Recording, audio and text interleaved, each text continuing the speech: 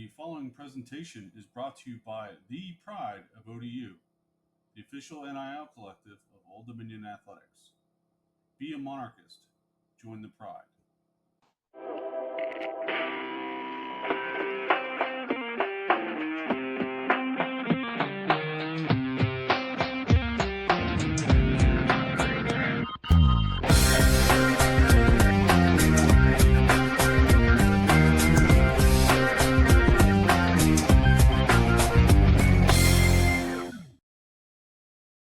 Hello, Monarch fans, and welcome back to the Hudson Homers podcast, Season 2, Episode 1, joined as always by CB Wilkins, but we have a special guest for the first episode of the second season, head coach Chris Finwood. Finny, how you doing? I'm doing great. I'm sampling dark chocolate. Did you guys know the difference in the percentage of cacao and dark chocolate of what is too bitter? My wife can answer that. I can't. We always try to educate our listeners on these episodes, right? So 72% is nice and sweet. 85 is kind of in the middle. 92% is like cooking chocolate. It's too bitter to really eat on. So just remember that, everyone. Interesting. I think my last girlfriend liked the 92%. Is that why she's an ex? She's a little too bitter for you? I mean, I'm bitter now. I don't know about her. Well, we're off to a good start. We are learning great things today. But CB, I know you and I talk pretty frequently, but how you been in the off season? Hey man, I'm great. Been going to tons of ODU sports. I think since we last talked, I've seen what have I seen? Men's and women's soccer.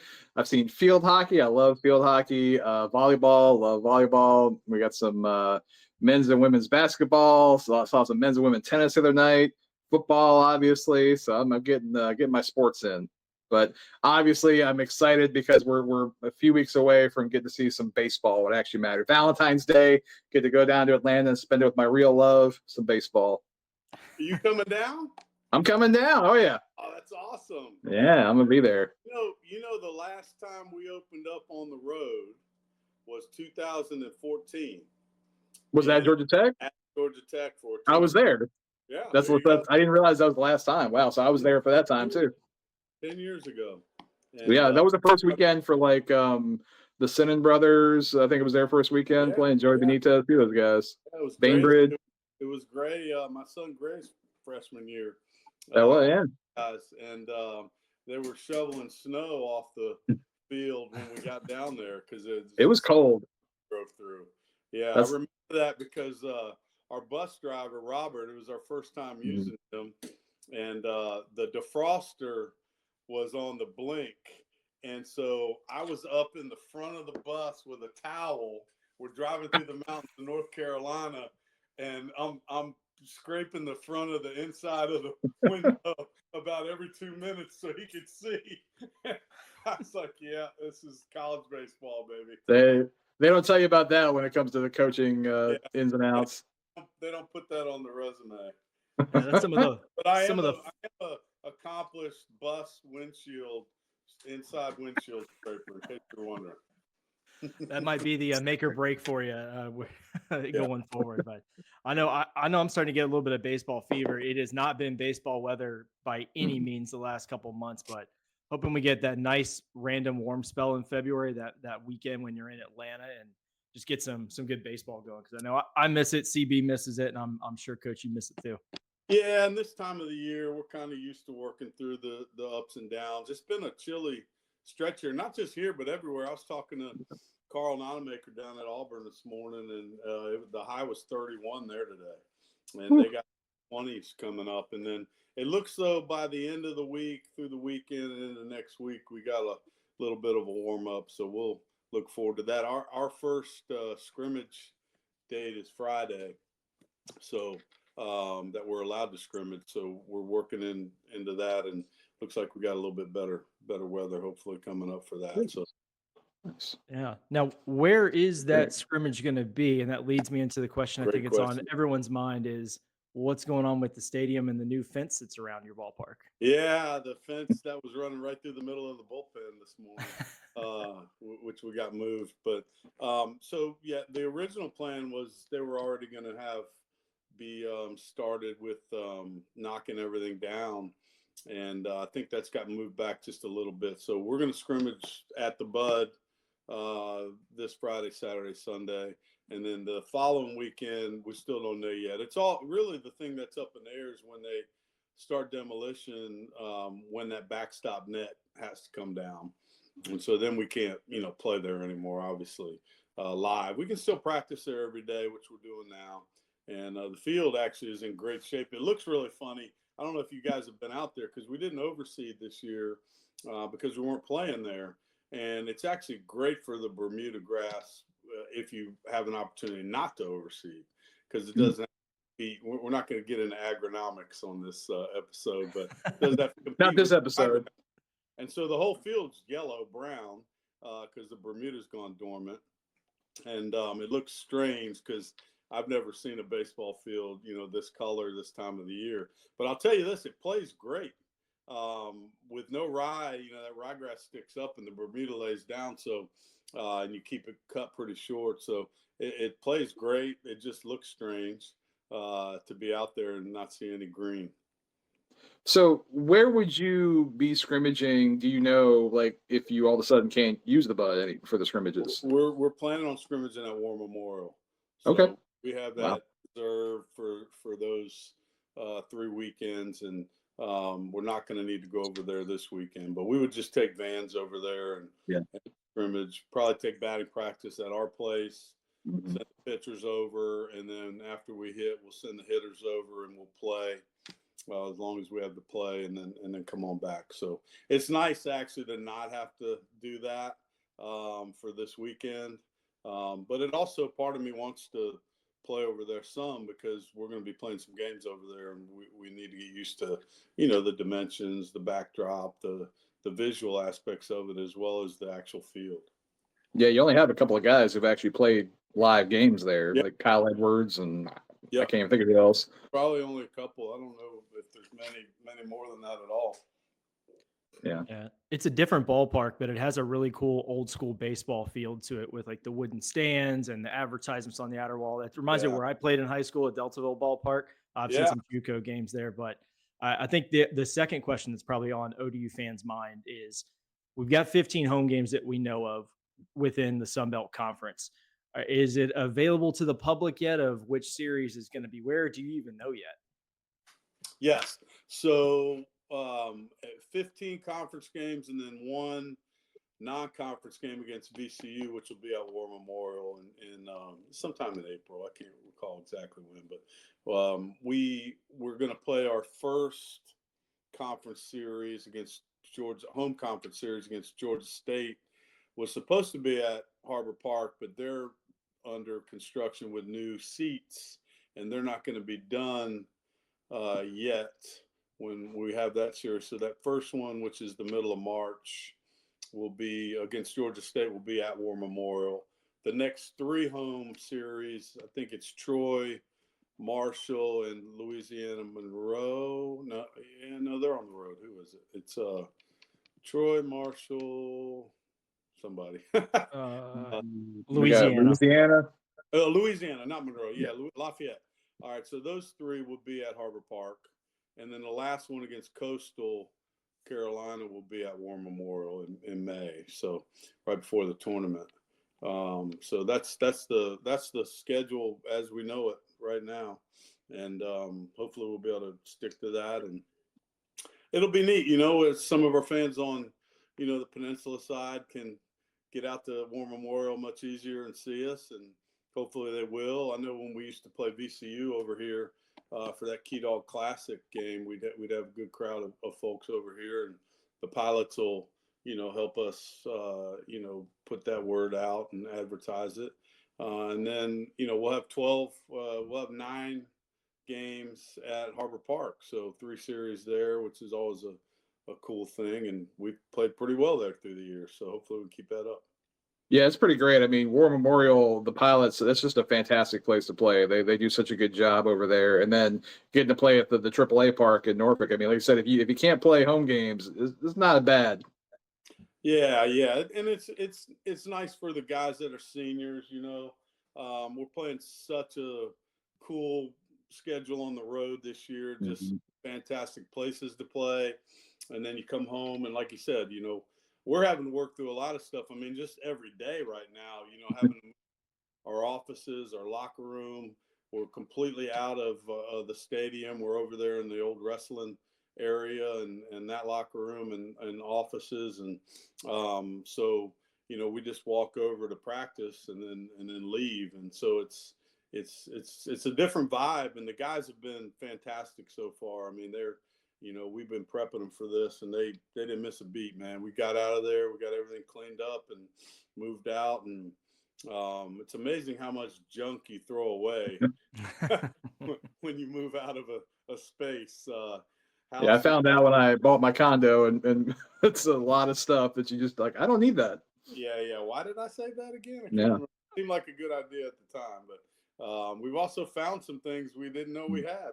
Yeah. So box of rosin bags just mysteriously showed up in the back of the equipment room. So yeah, things like that, and so logistically it's a little different, but we're making it work.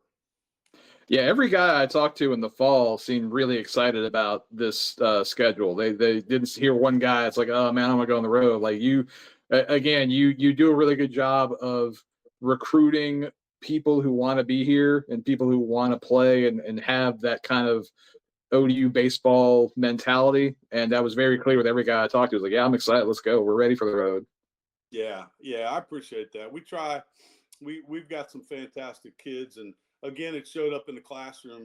We set another record for GP team GPA this semester with I don't know, a 3.4 or something, and the guys just did a bang up job. And hats off to Amy Lynch, our academic advisor, for spearheading all of that. She's a superstar in every way, and we They try. love her too. Yeah, yeah, she's great, and we try to recruit good students, and they get very, very good support while they're here as well. And so, the other thing about this year, there's so many things that your average person isn't going to consider or think about. Being on the road. I guess COVID maybe helped us with preparing for this. There's so many more classes now available online than there ever were. And so most of our guys' classes are online this semester because we were going to miss so much. It would have been, untenable for some of these guys to do well in their classes. So we got most of them might have one in-person class that's on like a Monday when we're always home or something of that nature. But most of the rest of them are online classes, and so they're able to take them whenever and still get their work done. And hopefully that'll lead to another successful academic semester for the guys. A byproduct of that we're taking advantage, since they're not in class, we can start practice earlier. And so we've been able to use a better part of the day this time of the year. Like we're normally can't start till 2:30, 3 o'clock because of classes, and we're able to get out there and stretch at noon right now and get in the the warmest part of the day, and get our practice and our work in. And that's been very helpful already this winter. You're going to be maxing out those Wi-Fi enabled buses as you're cruising around Alabama and Mississippi and all of that. Yeah, and they're going to have more study halls on the road because of all the online stuff and things like that. So we're already working on that type of schedule. But we'll just make it work, man. It's going to be a year where you're just going to have to adjust and improvise and overcome some obstacles in the way and figure it out. And sometimes when you're on the road for extended periods of time, which is our whole season this year, the guys have a tendency to bond through that. You're in hotels and you're eating together and spend a lot more time together, and I think sometimes that can lead to actually getting closer. I remember the guys in 21 when they won the tournament down there. I think you guys played in Louisiana Tech, and then just kind of stayed there for the tournament. And I know they were saying that like just all that time together, and especially being there in the same place, they were like, we own this place. Like this isn't their home field anymore. I mean, that was and it showed up in how they played. Yeah, that was neat. that worked out good for us, and being able to do that. And it was like a perfect storm almost that year. Yeah, well, switching gears a little bit, I know you've got scrimmages this weekend, but you also have a big event on Friday night, the Step Up to the Plate fundraiser at 6:00. For fans out there that are still interested to hear this in time, you can go to odusports.com. You can go to the ODAF website and find information there to get yourself a ticket, donate a ticket, all those things. But tell us a little bit about what's going to be going on at Step Up to the Plate on Friday.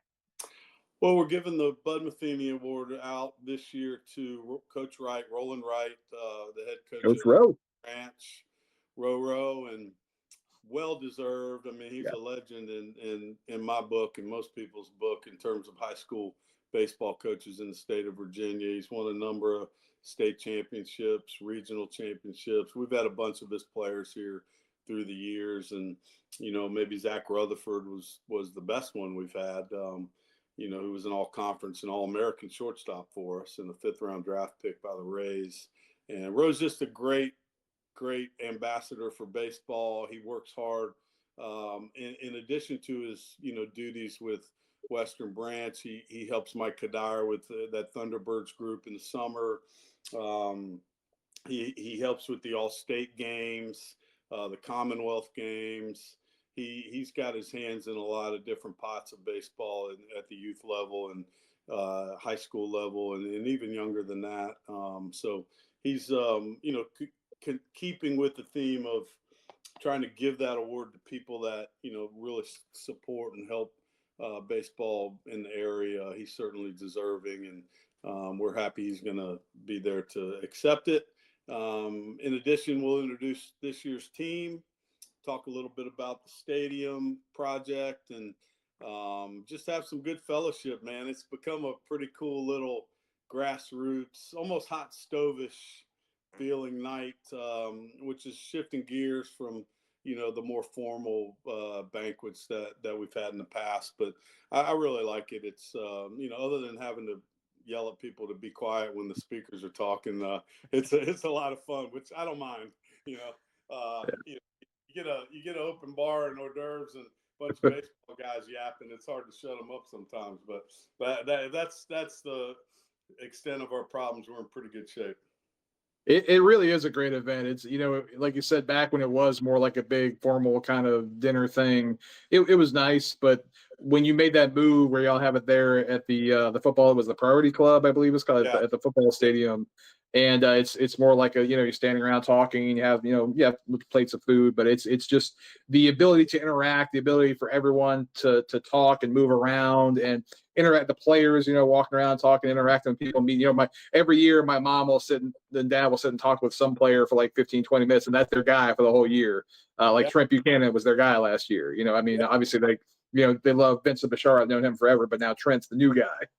Yeah, it's really cool. And I tell our guys, it's a good opportunity for them to mingle and learn how to network a little bit. I said, man, there's a lot of business owners in here.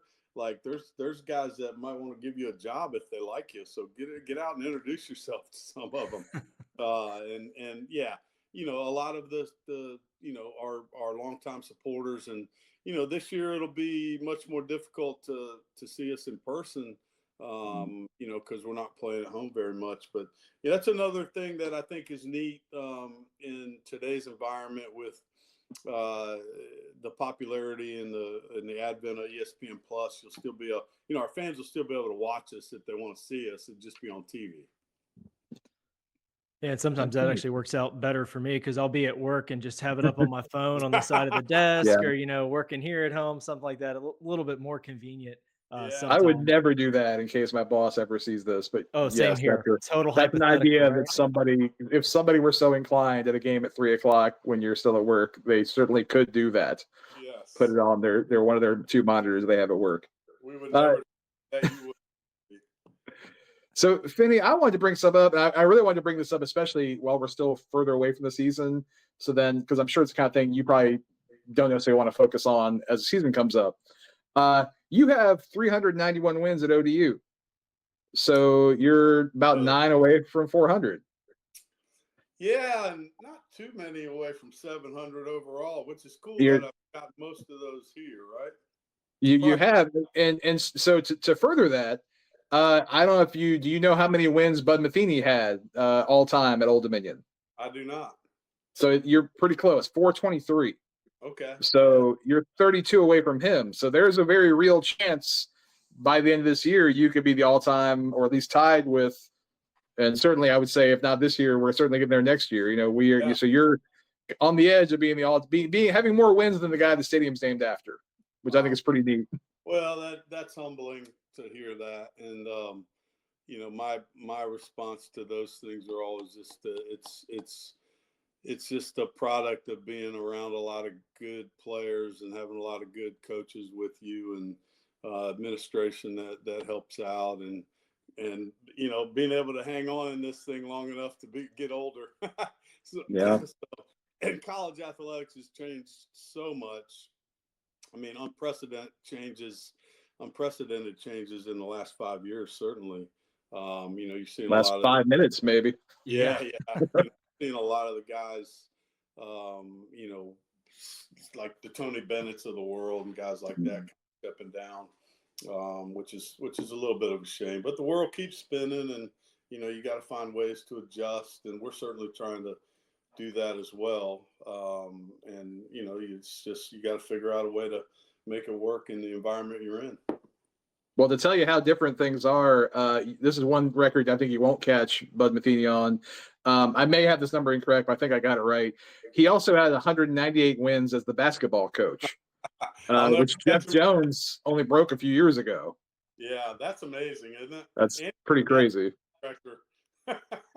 So he wore a lot of hats back then, and of course, college athletics. You talk about a different world, but it's kind of amazing. And we want to make sure that we keep that legacy alive.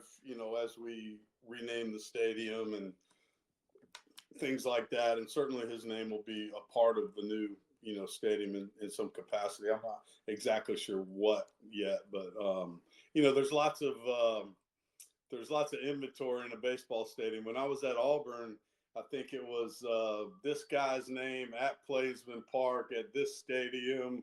It was like 4 different names. Yeah. That's how they make it work. So we'll do something similar to that.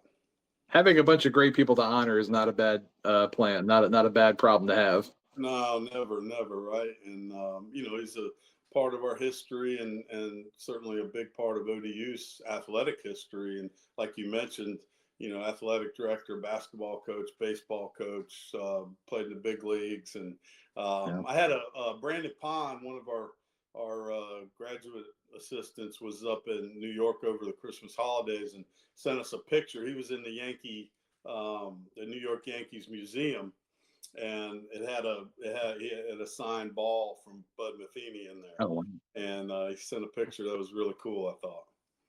That's very cool. They have a signed ball from like everybody that's ever played for the Yankees in there, which is neat. Wow. Yeah, that's pretty awesome. Well, we won't hold you up too much longer. Just have one more question. You have a birthday dinner to get to. So happy birthday, of course. 29 years old, looking great. Yeah. I'll take it. Yes. I gotta be honest, if you were 29, you look terrible. Like that's not like, let's be real. You look great for your age. You look terrible for that age.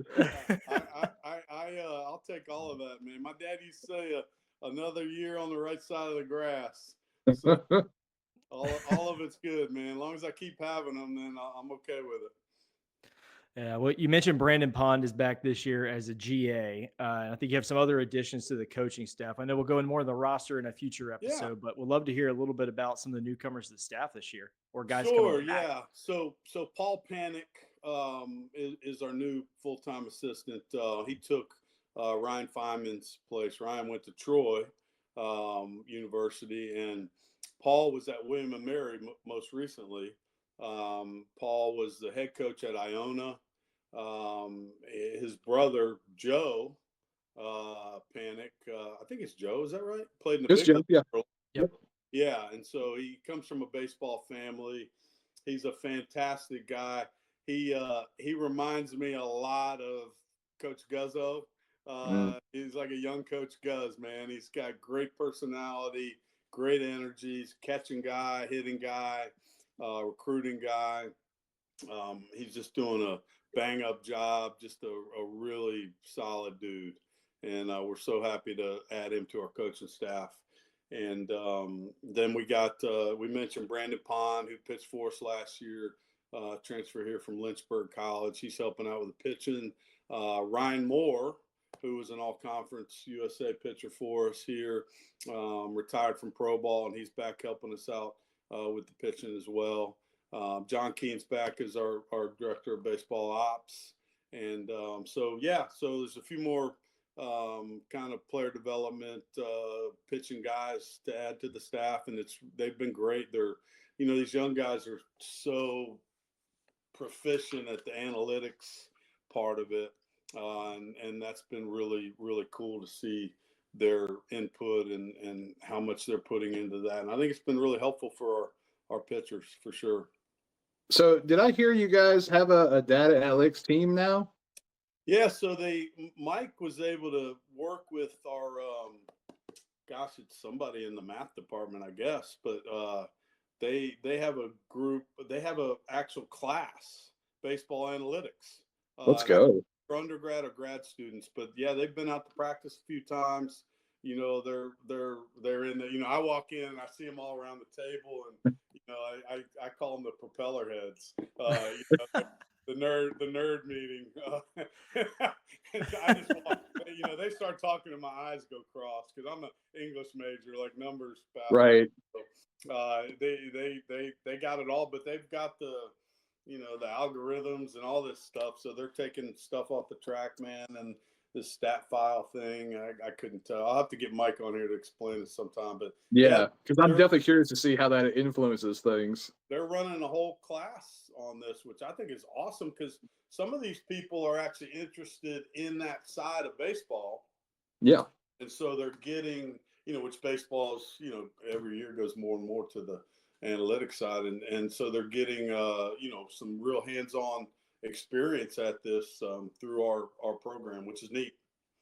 Well, I know one of your former players, Joe Homaker, who's the pitching coach at Princeton. He teaches that class at Princeton, which we always like to joke that you can go from ODU, you can go teach at Princeton. There you go. That's right. Yeah, you can do anything from ODU. So yeah, that's cool. That's cool. I'm bummed we're not playing Princeton this year. I know. No home games. We're gonna try to get it back on the schedule when we get the stadium back. And I miss Coach Bradley, and especially when he brings Bruce Hornsby in the dugout. That's super cool. Never a bad time. Well, I know we said we're gonna let you go, but you did bring it up a minute ago. I want to make sure we this is the first time we've had the podcast since we lost Coach Guzzo. And so just want to take a minute, I know for me, he was such a special guy. He's just one of the first day I ever met him. It was like, I went to games when he was coaching back in high school and went out. I really never met him then. And then when you brought him back to help coach you, the first day I met him, it's like I'd known him for 30 years. Like, it's just who he was. I was very fortunate that last year, some point around June or so, I got to spend about 2-3 hours at his condo with him, just hanging out, talking, and just being around Guz. And so I was glad I had that kind of last time to hang out with him.